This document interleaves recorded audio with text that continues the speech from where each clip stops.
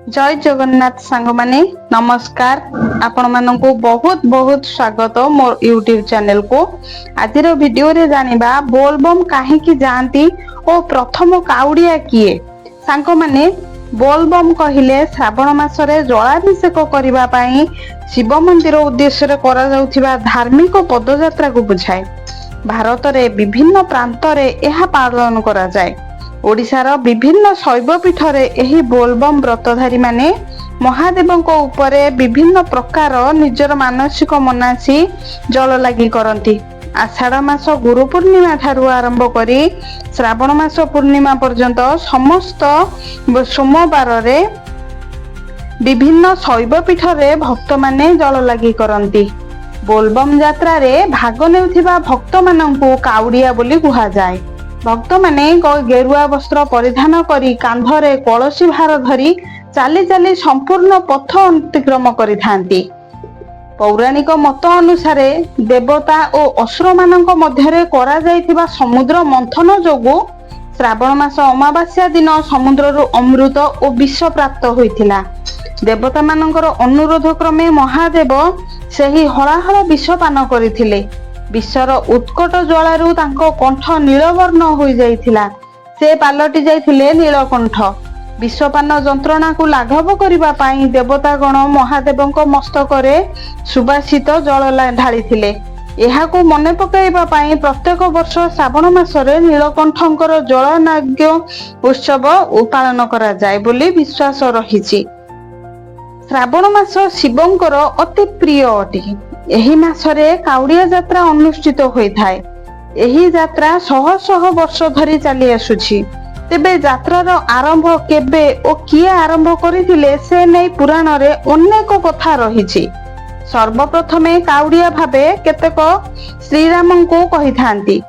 भगवान श्रीराम बिहार रो सुल्तानगंज काउडिया गंगा जल धरी बाबा धर्म रे शिवलिंग रे जलाभिषेक करिथिले बोली पुराण रे उल्लेख रहिछि। भगवान शिवंकर परम भक्त परशुराम सर्वप्रथम एही यात्रा आरंभ करिथिले बोली केतेक पुराण रे वर्णित अछि।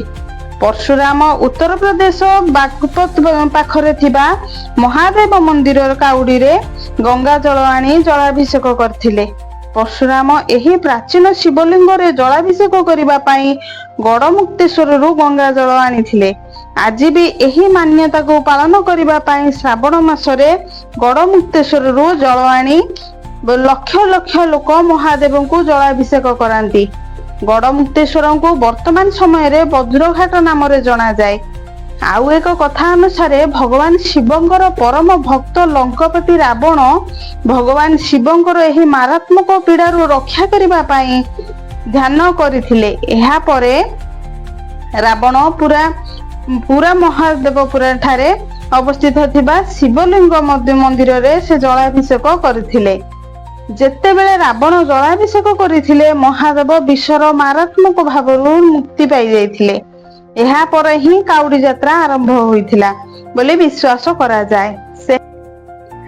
सेही परी श्रवण कुमार एही परंपरा आरंभ करथिले बोली मध्य किछि लोक मत दियंती। से हरिद्वार रे निजर दृष्टिहीन माता पितांकर गंगा स्नान करिबा इच्छा पूर्ण करिबा पई सेमानंकु भारा रे आनी हरिद्वार रे गंगा स्नान कराइथिले।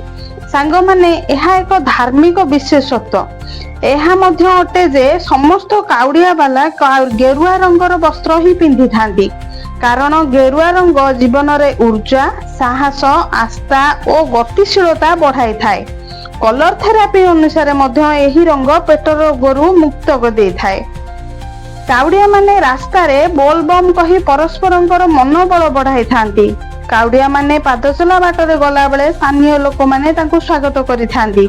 गोडरे तेल मालिश खाइबा पीबा और बंदोबस्त करि थांती। काउडिया यात्रा रे काउडीर मध्य विभिन्न प्रकार रूप थाए। बाउंसर बत्तारे काउडी तैयारी होई थाए। बत्तार दुई पटरे समान भावरे सिका बंधा जाई दुईटी माठिया बा पित्तल नोटारे पानी रखी नटाकाई दिया जाए। विभिन्न प्लास्टिक फूल शिवलिंग घंटी आदि रे सजा जाय थाए। काउडी वाला जेतेबेले विश्राम करंती एही काउडी तळे रखा जाय नाही। सेथि पई बाउंसरे स्वतंत्र भारा रास्ता कड़ सारा तैयारी होई थाए। ନଚେତ ଗଛ ଉପରେ ରଖିଥାନ୍ତି। କାଉଡି ଯାତ୍ରା ଲମ୍ବା ଓ କଷ୍ଟଦାୟକ ହୋଇଥାଏ। ଲକ୍ଷ୍ୟ ଗୋଟିଏ ଥାଏ କିପରି ମହାଦେବଙ୍କ ଉପରେ ଜଳ ଚଢାଯିବ। କାଉଡି ଯାତ୍ରା ଶରୀରକୁ ଭାଙ୍ଗିଦେଲା ଭଳି ଏକ ତପସ୍ୟା ଅଟେ। ଭଗବାନ ଶିବଙ୍କୁ ପାଇବା ଏହା ଏକ ସାଧନା ଅଟେ। ପ୍ରଥମ କାଉଡିଆ ଯିଏ ବି ହୁଅନ୍ତୁ ନା କାହିଁକି, ଆମ ସନାତନ ଧର୍ମର ଆସ୍ଥା ସହିତ ମହାଦେବଙ୍କୁ ପାଇବାର ଏକ ପଥ ଅଟେ। ଶ୍ରାବଣ ମାସଟି ଧାର୍ମିକ ମାସ ଅଟେ। କାଉଡିଆ ମାନେ ଏହି ମାସରେ ଆମିଷ ଭକ୍ଷଣ କରନ୍ତି ନାହିଁ। ସୋମବାରରେ ଅରୁଆ ଅନ୍ନ ଭୋଜନ କରି ମହାଦେବଙ୍କର ଉପାସନା କରିଥାନ୍ତି। ଭକ୍ତି ଓ ନିଷ୍ଠାର ସହ ଏହି ବ୍ରତ ପାଳନ କରନ୍ତି। ତେବେ ସାଙ୍ଗମାନେ କେମିତି ଲାଗିଲା ଆଜିର ଏହି ଭିଡିଓଟି କମେଣ୍ଟ ମାଧ୍ୟମରେ ନିଜର ମତାମତ ଦେବେ। छोट लाइक टे करदेबे। मो चैनल नुआ थिले सब्सक्राइब करिया भूलिबेनी। बेल आइकन प्रेस करदेबे। एंती नुआ नुआ वीडियो नोटिफिकेशन आपण मानन पाखु चली जिवो। अधिक रु अधिक शेयर करदेबे। रहुची पुणी देखा हबो आउ एक नुआ वीडियो रे। नमस्कार, जय जगन्नाथ।